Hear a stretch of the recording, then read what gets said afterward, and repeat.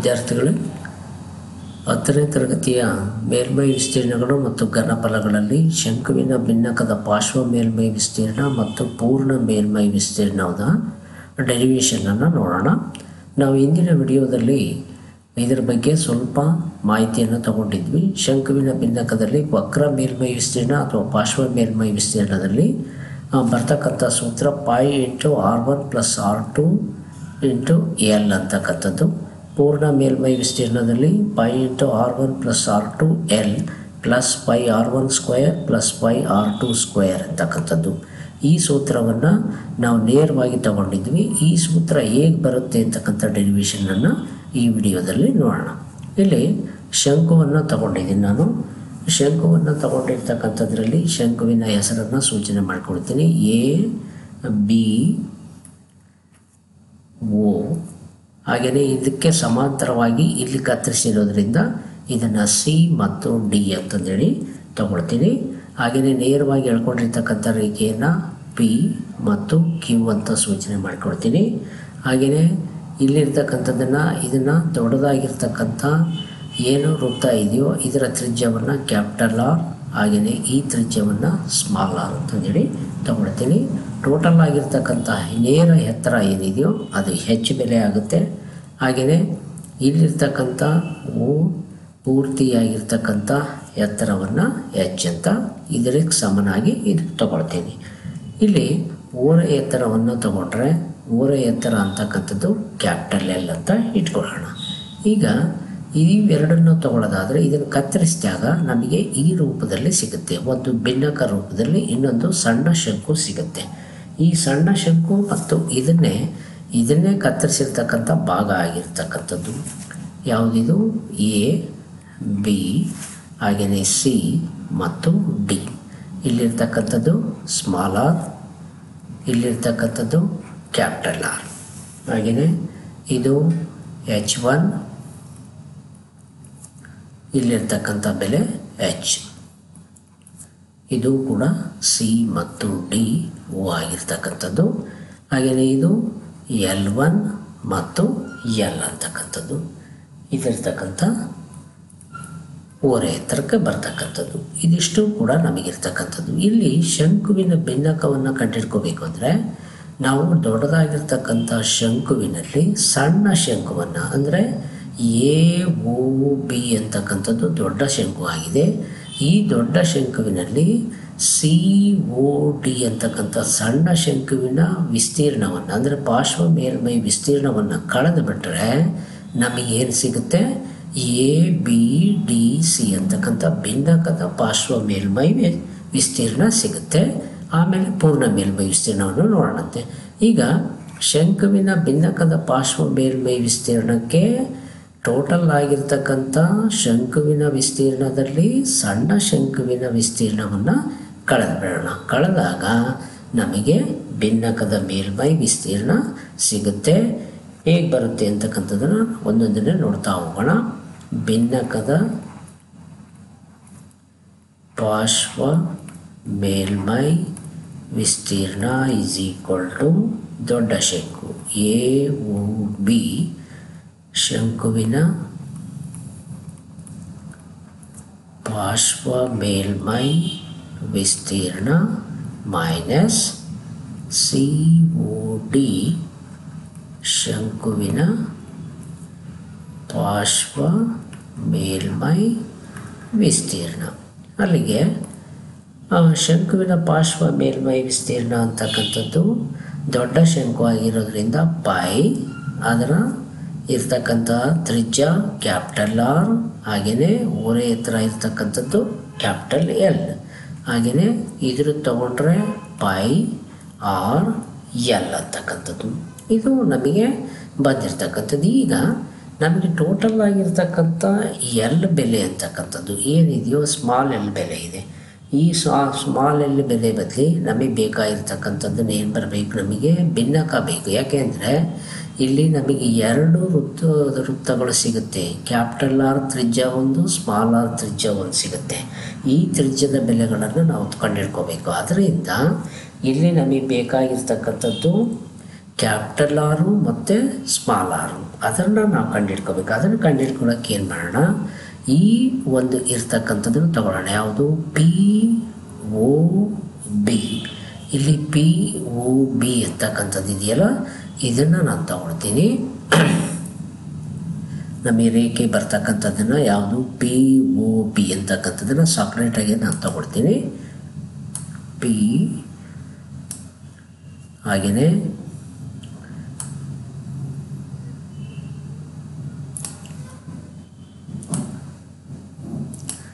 ಇದು ಇರ್ತಕ್ಕಂಥದ್ದು. ಇಲ್ಲಿ ನಮಗೆ PB ಹಾಗೆಯೇ O ಮಧ್ಯದಲ್ಲಿ ನಮಗೊಂದು ಬೆಲೆ ಇದೆ, ಅದು ಯಾವುದು Q ಮತ್ತು D ಬೆಲೆ.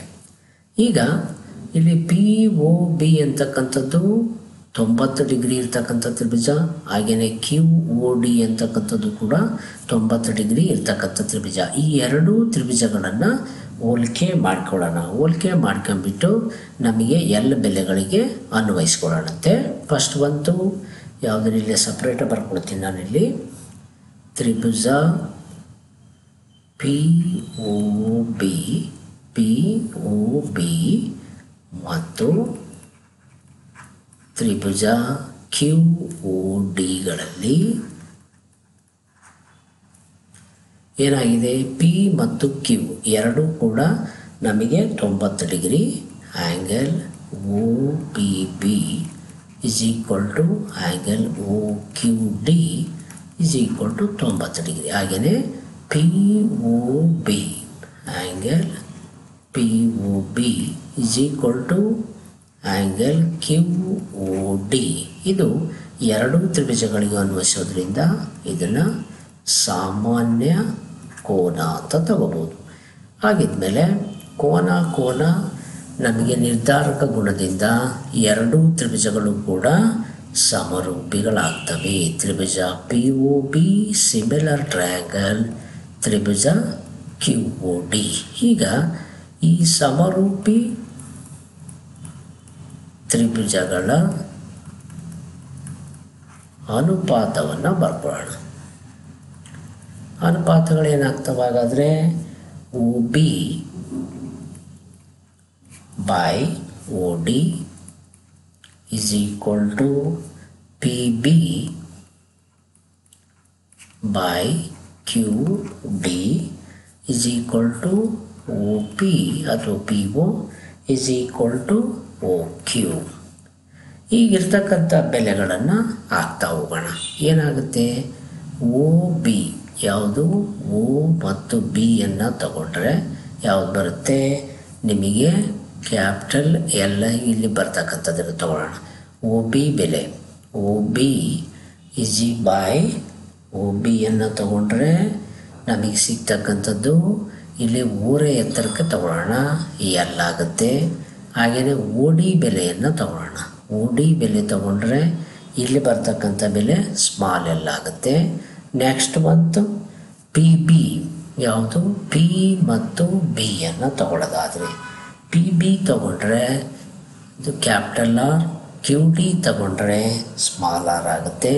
ಹಾಗೆಯೇ OPH ಹಾಗೆಯೇ OQ ಅಲ್ಲಿ ಬರ್ತಕ್ಕಂಥ ಬೆಲೆ ಯಾವುದು ಬರುತ್ತೆ, ಸ್ಮಾಲ್ H ಆಗ್ತಕ್ಕಂಥದ್ದು. ಈ ಬೆಲೆಯನ್ನು ನಾನು ತಗೊಳ್ತಾ ಹೋಗ್ತೀನಿ.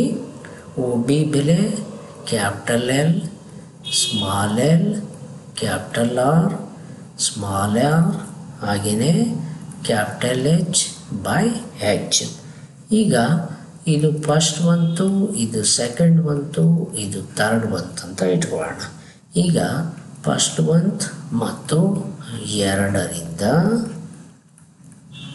ನನಗೇನು ಬರುತ್ತೆ, capital L by small L capital R by small R. ಈಗ ಕ್ಯಾಪಿಟಲ್ L ಅಂತಂದು ಹೇಳಿದರೆ ನೋಡಿ, ಇದು ಕ್ಯಾಪಿಟಲ್ L. ಕ್ಯಾಪಿಟಲ್ L ಅಂದರೆ ಏನಾಗುತ್ತೆ, L1 ಪ್ಲಸ್ L ಆಗುತ್ತೆ. ಅದಕ್ಕೆ ನಾನು ತಗೊಳ್ತೀನಿ ಕ್ಯಾಪಿಟಲ್ L ಬದಲಿ L plus L1 by small L is equal to capital R by R. ಅಲ್ಲಿಗೆ ಮೂರೇ ಗುಣಾಕಾರ ಮಾಡಿದರೆ RL plus RL1 is equal to capital R L. ಇಲ್ಲಿ ಆರ್ ಎಲ್ ಒನ್ ನನಗೆ ಬೇಕಾಗಿರೋದ್ರಿಂದ R L one is equal to capital R L. ಹಾಗೆಯೇ ಈ ಕಡೆಗೆ ಬಂತು ಅಂತಂದು ಹೇಳಿದರೆ ಮೈನಸ್ ಆರ್ ಎಲ್ ಒನ್ ಅಷ್ಟೇ ಬೇಕು. Capital R L by R L by ಉಳಿತಕ್ಕಂಥದ್ದು ಆರ್ ಬರುತ್ತೆ. ಅದರಲ್ಲಿ ಯಾವ್ದು ಕಾಮನ್ ತೆಗಿಬೋದು? L one is equal to ಎಲ್ಲರನ್ನ ಕಾಮನ್ ತೆಗೆದ್ರೆ R minus R divided by R ಆಯಿತು. ಇದನ್ನು 1 ಅಂತ ಇಟ್ಕೊಳ್ಳೋಣ. ಈಗ ಇಲ್ಲಿಗೆ ಬರೋಣ. ಯಾವುದು ನಮ್ಮದು ಹಳೇದಿದೆಯಲ್ಲ ಪೈ ಆರ್ ಎಲ್ ಇರ್ತಕ್ಕಂಥದ್ದಕ್ಕೆ ಇಲ್ಲಿ ಇನ್ನೂ ಒಂದು ತಗೊಳ್ಳೋಣ. ಯಾವುದನ್ನು? ಇದನ್ನೇ ಫಸ್ಟ್ ಬಂತು, ಸೆಕೆಂಡ್ ಬಂತು. ಫಸ್ಟ್ ಬಂತ್ ಮತ್ತು ಸೆಕೆಂಡ್ ಬಂತ್ ತಗೊಂಡ್ರೆ ಅದರಲ್ಲಿ ಏನಿದೆ? L by L is equal to R by R ಇದೆ. ಇದನ್ನೇ ಏನು ಮಾಡ್ಬೋದು? Capital L is equal to ಹೊರೆ ಗುಣಾಕಾರ ಮಾಡಿದರೆ L into R into L by ಯಾವ್ದು ಬರುತ್ತೆ? ಆರ್ ಬರುತ್ತೆ. R by R into L. ಇಲ್ಲಿ ಇದನ್ನೇನೋ ರೀತಿಯಲ್ಲಿ ಬೇರೆ ಥರ ತಗೊಳ್ಳೋದಾದರೆ ನಾವು ಈ ರೀತಿಯಾಗೂ ಬರ್ಕೋಬೋದು. Capital L is equal to R by R into L. ಈ ಕ್ಯಾಪಿಟಲ್ ಆರ್ ಬೈ ಆರ್ ಇದೆಯಲ್ಲ, ಇದನ್ನು ಇಲ್ಲಿಗೆ ಹಾಕ್ಕೊಡ್ತೀನಿ. ಪೈ ಆರ್ ನೋಡಿ, ಪೈ ಆರ್ ಎಲ್ ಬದಲಿ ಏನು ತಗೋಬೋದಾಗಾದರೆ R by R into small L divided by minus pi R L is equal to ಏನಾಯಿತು? Pi R into R. ಅಲ್ಲಿಗೆ ಬರ್ತಕ್ಕಂಥದ್ರಲ್ಲಿ ನಾವು ತಗೊಳ್ಳೋದಾದರೆ ಎಲ್ಲನ್ನು ಹೊರಗೆ ತೆಗಿಬೋದು. ಎಲ್ಲನ್ನು ಹೊರಗೆ ತೆಗೆದಿವಿ ಅಂತಂದು ಹೇಳಿದರೆ ಎಲ್ಲಿ ಹೊರಗೆ ತೆಗೆದ್ರೆ ನಮಗೆ ಏನು ಬರುತ್ತೆ? ಆರ್ ಇಂಟು ಆರ್ ಅಂದರೆ ಆರ್ ಸ್ಕ್ವೈರ್ ಬೈ ಆರ್. ಇಲ್ಲಿರ್ತಕ್ಕಂಥ ಎಲ್ಲೋ ಕೂಡ ಹೊರಗೆ ಬಂದಿದೆ. ಉಳಿದಿರೋದು ಯಾವುದು ಉಳಿದಿದೆ? ನಮಗೆ ಮೈನಸ್ ಆರ್ ಉಳಿದಿದೆ. ಅಷ್ಟು ಹೊರಗೆ ತೆಗೆದಿದೆ. ಪೈ ಬೆಲೆ ಬಂದಿದೆ, ಎಲ್ ಬೆಲೆ ಬಂದಿದೆ. R square by R minus R ಆಯಿತು. ಈಗ ಪೈ ಎಲ್ ಇದನ್ನು ಲಾಸ ತೊಗೊಂಡ್ಬಿಡೋಣ. R square R into R square by R is equal to pi L into R square minus R square ಅಂದರೆ ಯಾವ ಸೂತ್ರಕ್ಕೆ ಬರುತ್ತೆ ನಮ್ಮದು? A square minus B square is equal to A plus B into A minus B. ಆ ಸೂತ್ರಕ್ಕೆ ತಗೋಬೋದು. R plus R into R minus R divided by R. ಈಗ ನೋಡಿ, ಇಲ್ಲಿ ನಾವು ಒಂದನೇ ಈಕ್ವೇಷನನ್ನು ತಗೊಂಡ್ರೆ ಯಾವುದು ನಮಗೆ ಬಂದಿರತಕ್ಕಂಥ ಸಮೀಕರಣದಲ್ಲಿ L one is equal to L into R minus R ಇದೆಯಲ್ಲ, ಅದನ್ನು ನಾನು ಇಲ್ಲಿಗೆ ತಗೊಳ್ತೀನಿ. ಏನು ಮಾಡ್ಬೋದು ಇದನ್ನು? ಇದು ಎಲ್ ಆರ್ ಈ ಆರ್ ಮೈನಸ್ಸು ಇದು ಅಷ್ಟನ್ನು ಸೇರಿಸಿಬಿಟ್ರೆ ನನಗೇನು ಸಿಗುತ್ತಾಗಾದರೆ pi into L one into R plus R. ಅಂದರೆ ಯಾವುದರಿಂದ?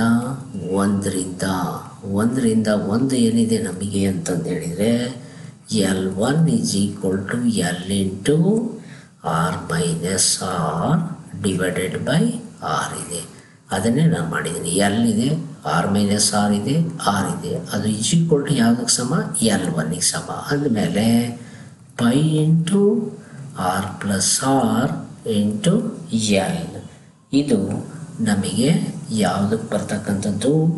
ಪಾರ್ಶ್ವ ಮೇಲ್ಮೈ ವಿಸ್ತೀರ್ಣ ಅಥವಾ ವಕ್ರ ಮೇಲ್ಮೈ ವಿಸ್ತೀರ್ಣ. Pi into R plus R into L one ಇಲ್ಲಿ ಬರ್ಕೊಂಡಿದ್ದೀವಿ ನಾವು. ಎಲ್ಲಿದೆ ನಮ್ಮದು?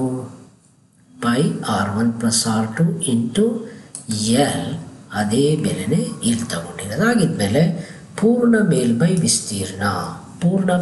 ವಿಸ್ತೀರ್ಣವನ್ನು ತಗೊಂಡ್ರೆ ಏನಾಗುತ್ತೆ? ಇದು ಸಪ್ರೇಟ್ ಇರಲಿ, ಇದಕ್ಕೂ ಸೇರಿಸ್ಕೋಬೇಡಿ.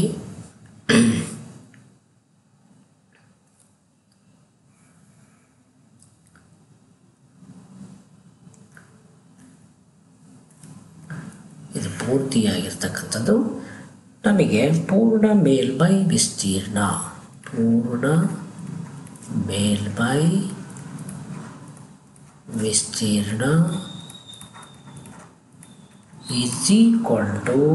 ಏನಾಗುತ್ತೆ, ಪಾರ್ಶ್ವ ಮೇಲ್ಮೈ ವಿಸ್ತೀರ್ಣ ಪ್ಲಸ್ ಮೇಲ್ಭಾಗದ ವೃತ್ತದ ವಿಸ್ತೀರ್ಣ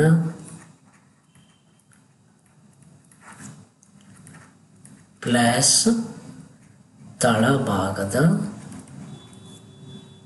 ವೃತ್ತದ ವಿಸ್ತೀರ್ಣ. ಯಾಕೆಂದರೆ ಎರಡೂ ಕೂಡ ವೃತ್ತದ ಆಕಾರದಲ್ಲೇ ಇರ್ತಕ್ಕಂಥದ್ದು. ಅದರಿಂದ ಅಲ್ಲಿಗೆ ನನಗೆ ಬರ್ತಕ್ಕಂಥ ಬೆಲೆ ಎಷ್ಟು ಬಂತು?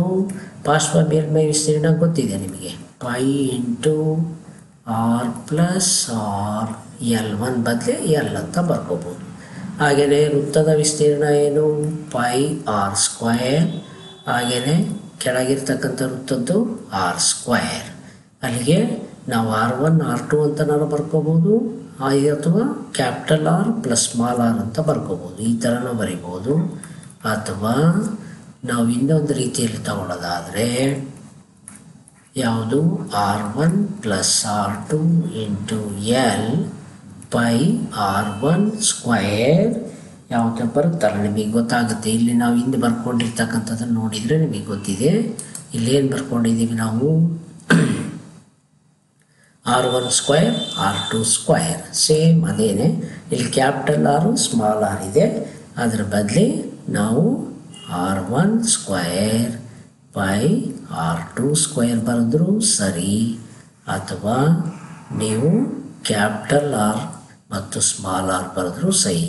ಯಾಕೆ ಅಂತಂತೇಳಿದರೆ ಇಲ್ಲಿ ನಮಗೆ ಎರಡು ತ್ರಿಜ್ಯಗಳು ಸಿಗ್ತವೆ, ಒಂದು ದೊಡ್ಡ ವೃತ್ತ ಮತ್ತು ಒಂದು ಸಣ್ಣ ವೃತ್ತ ಸಿಗೋದ್ರಿಂದ ಇದು ನೇರವಾಗಿ ಬರೆಯೋಕ್ಕೆ ಬರುತ್ತೆ. ಇನ್ನು ಏನಾದರೂ ಇಲ್ಲಿ ಗೊತ್ತಾಗಿದೆ ನಿಮಗೆ, π × r + r L1 ಅಥವಾ R1 + R2 × L1 ಅಥವಾ L. ಇದು ಪಾರ್ಶ್ವ ಮೇಲ್ಮೈ ವಿಸ್ತೀರ್ಣ, ಇದು ಪೂರ್ಣ ಮೇಲ್ಮೈ ವಿಸ್ತೀರ್ಣ. ಸೂತ್ರ ಹೇಗೆ ಬಂದಿದೆ ಅಂತ ಗೊತ್ತಾಗಿದೆ. ಇನ್ನೂ ಏನಾದರೂ ಡೌಟ್ ಇದ್ದರೆ ಕಮೆಂಟ್ ಮಾಡಿ ಅಂತ ಹೇಳ್ತಾ ಮತ್ತೊಮ್ಮೆ ನಿಮ್ಮೆಲ್ಲರಿಗೂ ಕೂಡ ಧನ್ಯವಾದ.